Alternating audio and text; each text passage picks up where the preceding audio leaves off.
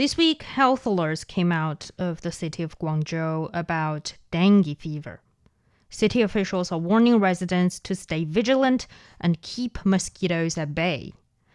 Because since September, the province of Guangdong alone has reported over 10,000 cases.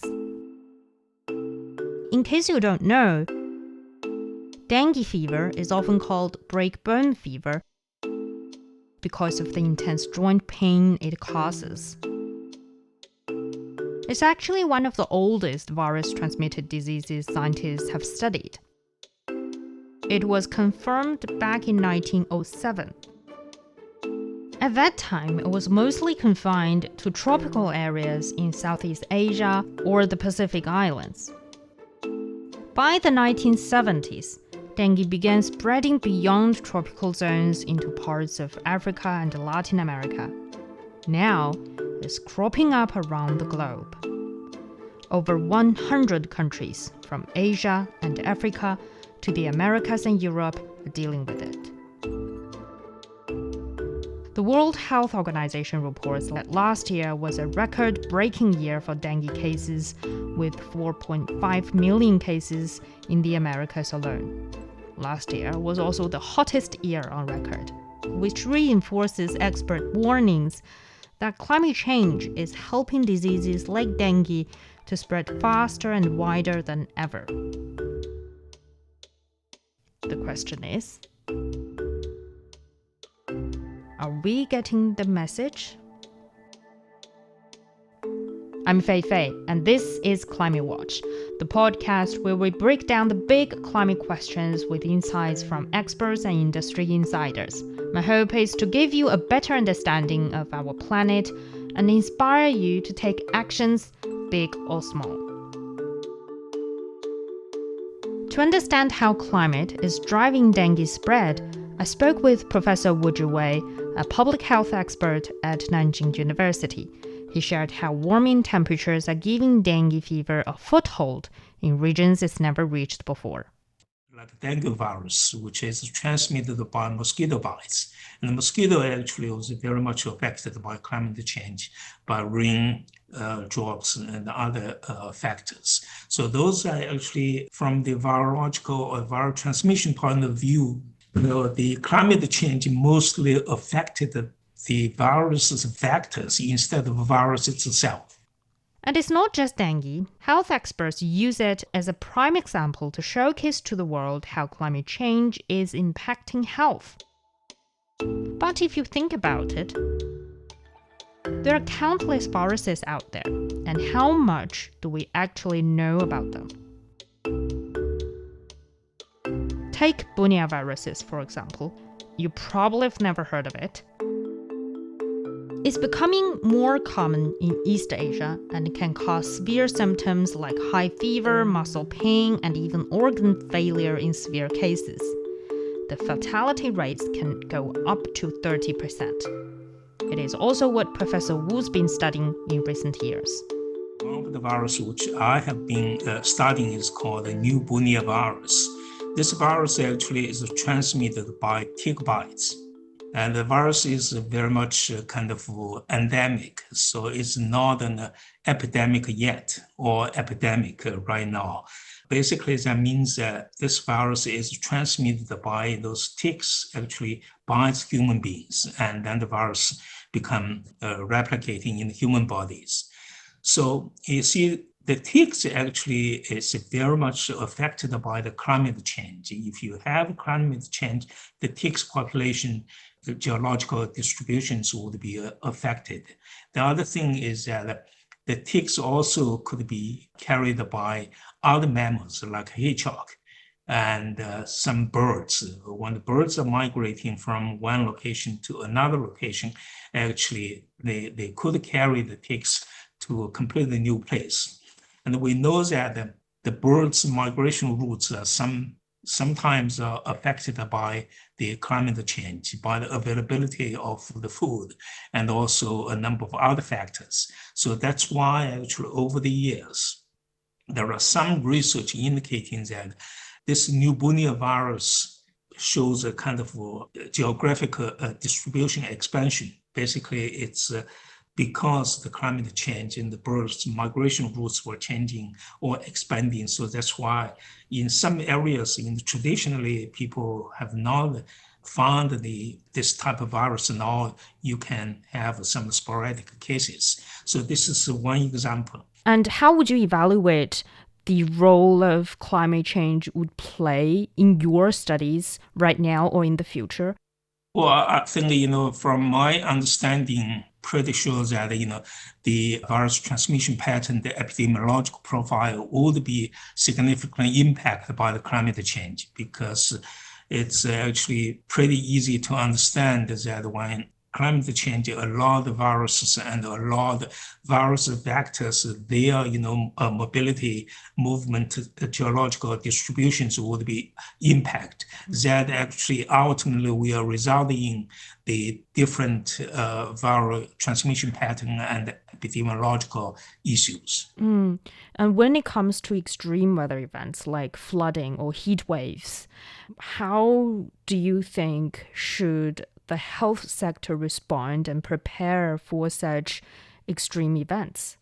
Well, that's quite a complicated issue because in the extreme weather situation, like in the forest fire or flooding, that actually it's a more kind of issue which the government actually, or the local government or the national government has to work in a coordinated manner with healthcare professionals and public health experts as well to design certain disease control policy and coordinate the resource relocation and also in deal with the outbreaks of not only viral infections, but also the bacterial infections and other issues as well. So a few years ago, I was invited to Mozambique.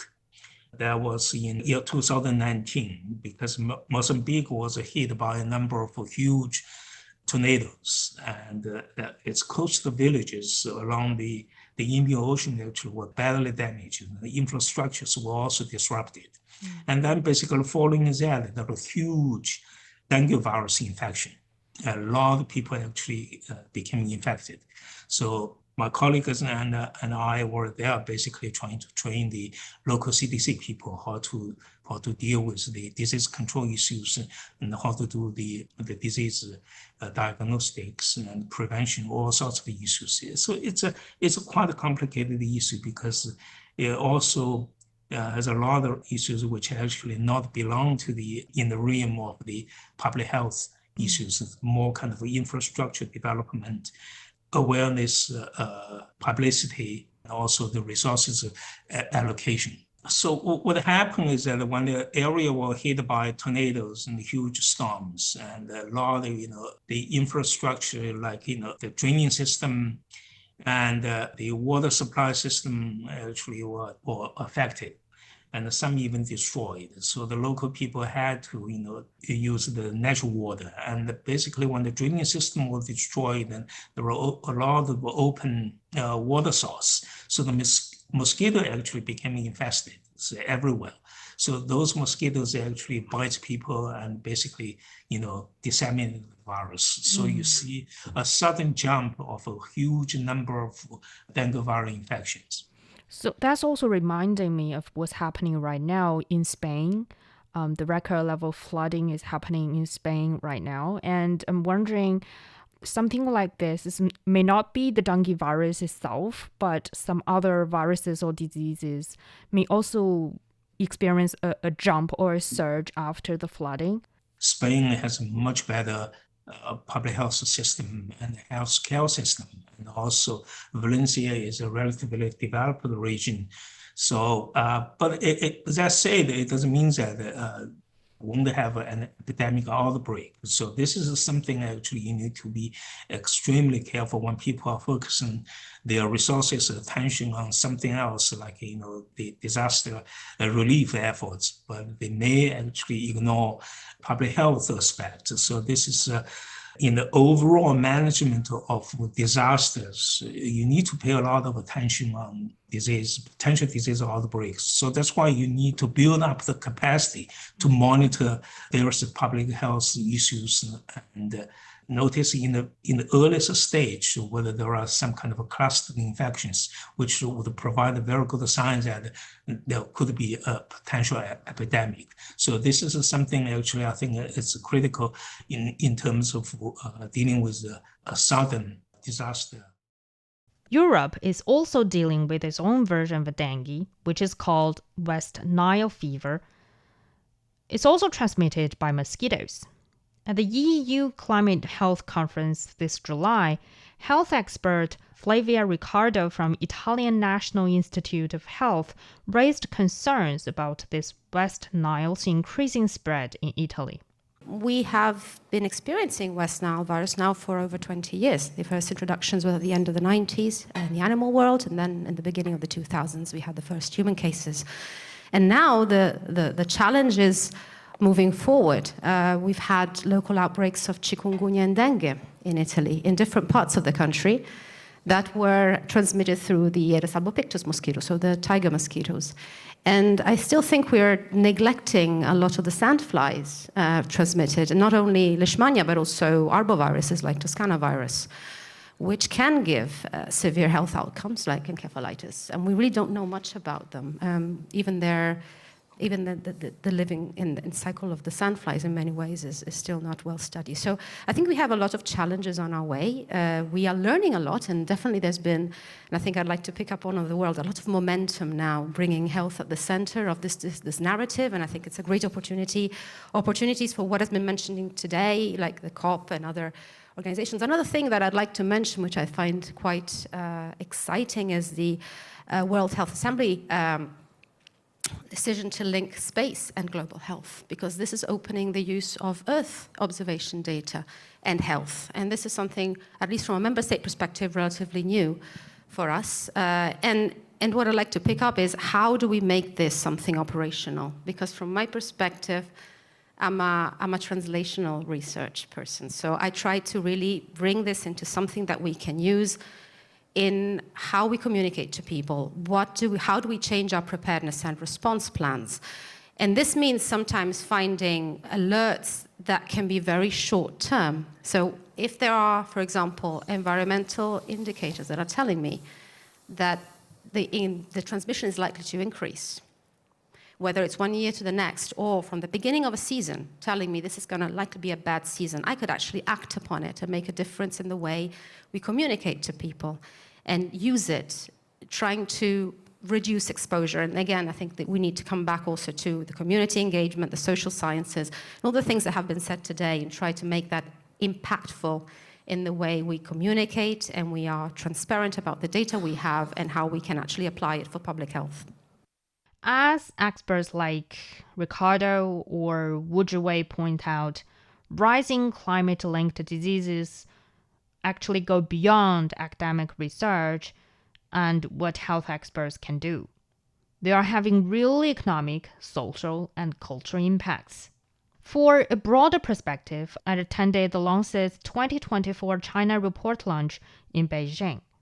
The report examines how extreme weather is impacting health worldwide and in China. One of the report's authors, Professor Cai Wenjia from Tsinghua University, highlighted the health risks tied to rising temperatures. In 2023, the number of deaths related to heat waves nationwide, along with lost time outdoors, reached the second highest level on record. Each person faced an average of 16 days of heat wave exposure, 3 times the historical average. Heat waves put real stress on our bodies, putting our cardiovascular, respiratory, and digestive systems to the limit. And that means some of the people who die from stroke or heart disease might actually be victims of heat stress. But high temperatures can put a human body in a state of heat stress. People tend to sweat a lot, have increased blood viscosity, and a cardiovascular system enter high-speed mode. The digestive system will also be weakened. These will induce diseases of the cardiovascular, cerebrovascular, respiratory, and digestive systems. So among deaths from stroke, coronary heart disease, or COPD, some of them are actually caused by changes in weather conditions. The report also talks about what it calls compound hot dry events, which are periods of extreme heat combined with dryness.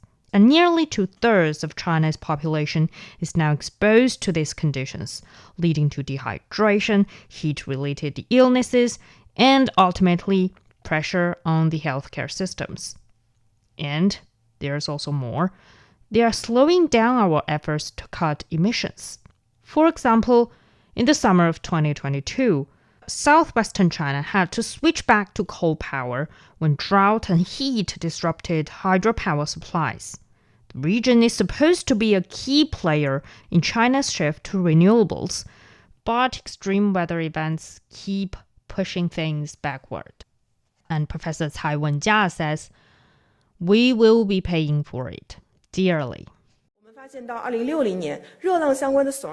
2060, the average annual mortality rate for heat wave-related death could jump by 180 to 270%, and heat-related productive losses may increase by 28 to 37%. Still, there are steps we can take. Many Chinese cities are setting up early warning systems for extreme weather and health. At the launch event, I met with Director Han Suqin from Tianjin Environmental Meteorological Center, who told me about new weather alert service for stroke patients in the city. Tianjin has one of the largest elderly populations in China, and strokes are a big health risk to the city.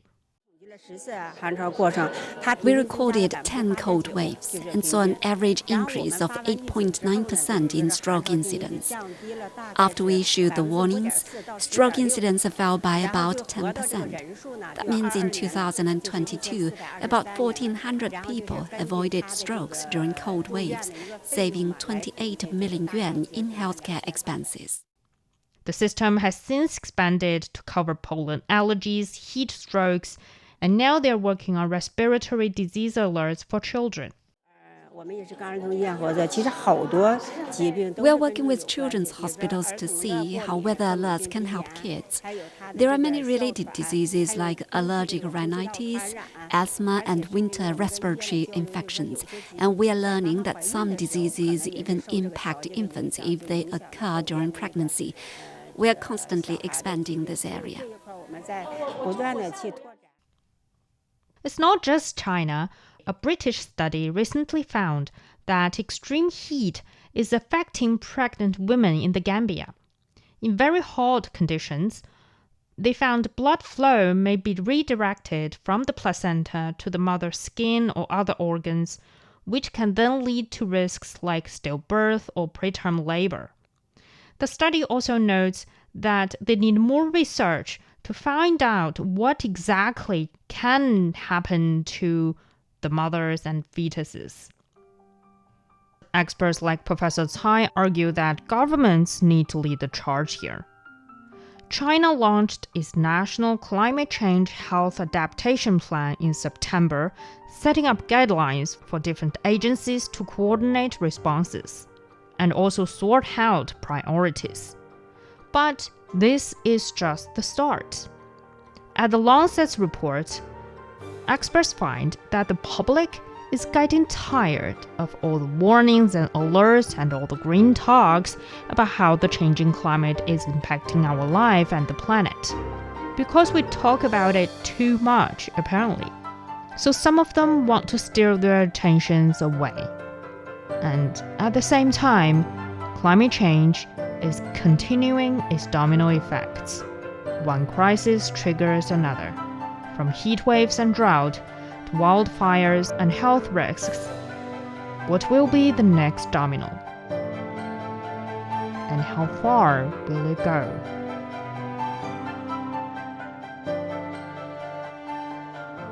For this episode, I'd like to thank Professor Wu Zhiwei of Nanjing University, Lancet's Countdown Asia Center, and Professor Cai Wenjia from Tsinghua University, Director Han Suqin from Tianjin Environmental Meteorological Center, and also Flavia Riccardo of Italian National Institute of Health, as well as the EU Climate and Health Conference.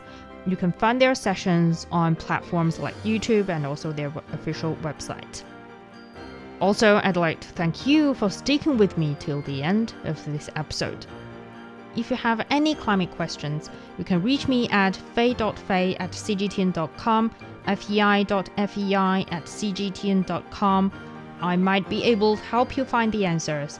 And if you want to know more about what's happening with our planet, subscribe to Climate Watch for more future episodes. Until next time, stay healthy.